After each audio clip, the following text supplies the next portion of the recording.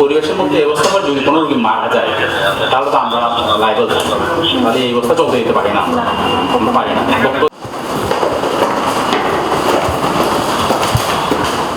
দীর্ঘদিন ধরেই চট্টগ্রামের লাইসেন্স ছাড়া এবং চরম অব্যবস্থাপনায় হাসপাতাল চালায় লইজার central city hospital and diagnostic centre. প্রয়োজনীয় অনুমোদন, চিকিৎসক, নার্স এবং যন্ত্রপাতি ছাড়াই চলা হাসপাতালর বিদ্যুৎ সংযোগ বিচ্ছিন্ন আছিল। বকেয়া বিল পরিশোধ নকরায় ওয়াসা ও হাড়ি দিয়ে পানির লাইন। এর পরেও এটা চলিল কথিত চিকিৎসা সেবা। আমরা দেখলাম এখানে নাই, ওয়াসার পানি নাই, গ্যাস নাই, বিদ্যুৎ নাই, এখানে কোনো সেবার কোনো মান নাই।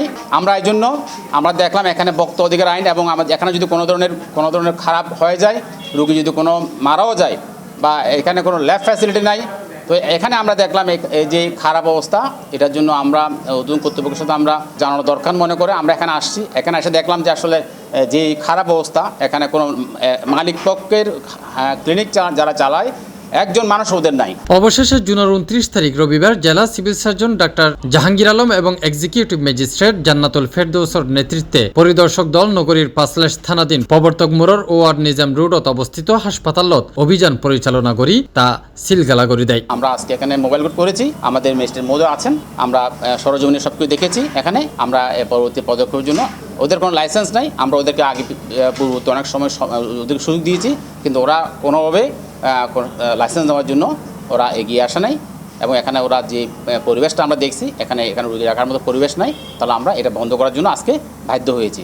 এর আগে জুনের 26 তারিখ চট্টগ্রাম জেলা সিভিল সার্জন ডাক্তার জাহাঙ্গীর আলমের স্বাক্ষরিত উগা সিটিত হাসপাতাল বন্ধর নির্দেশনা জারি করা হয়। কারণ হিসেবে হওয়ায় হাসপাতালের হাতে প্রয়োজনীয় লাইসেন্স, অনুমোদন এবং স্বাস্থ্য সুরক্ষা সংক্রান্ত নথিপত্র নাই। ভোক্তা অধিকার আইন 2009 এবং বেসরকারি প্র্যাকটিশনার এবং ল্যাবরেটরি আইন বা ক্লিনিক আইন যেটা 1980 এই অনুযায়ী আমরা ক্লিনিকটাকে সিলগালা করে চাচ্ছি।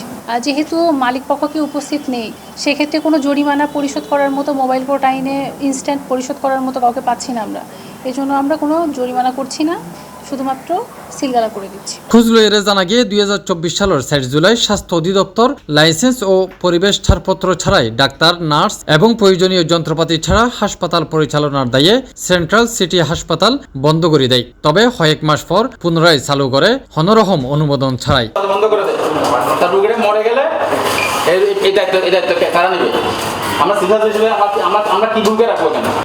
এই বেসরকারি হাসপাতাল ভবন 2015 সালে 4 বছরের চুক্তিতে ভাড়া লইয়ে পরে আর নবায়ন করে বলে অভিযোগ মোহাম্মদ সৈয়দ মিয়া নামে এক ব্যক্তির।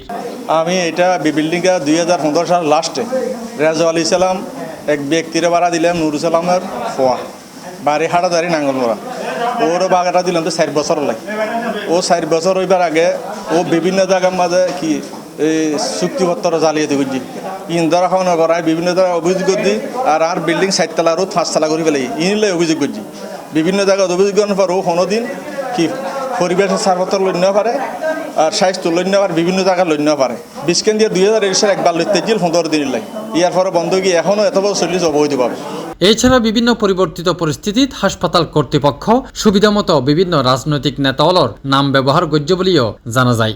মেয়র মহোদয়ের সাথে আমি আজকে কথা বলেছি, ওনাকে ওনার নাম ভাঙিয়ে ওনারা এই ধরনের সুযোগ নেওয়ার চেষ্টা করছে। মাননীয় মেয়র মহোদয়ের স্পষ্ট কথা, যেখানে অন্যায় হবে, যেখানে কোনো ধরনের সুযোগ সুবিধা বঞ্চিত থাকবে, আপনি ব্যবস্থা নেন, আমি আপনার সাথে আছি। আমাকে আশ্রয় দেব না রেজাউল ইসলাম, উনি বিভিন্ন জন দিয়ে ধরছে। আগে ছিল আবু সালে সুমন, উনি আমাকে বিভিন্ন জনকে দিয়ে আমার হুমকি ধমকি দিচ্ছে। আমি আসি না এখানে, আপনার একজন সাংবাদিককে নিউজ করছে, ওনারও হুমকি ধমকি দিচ্ছে।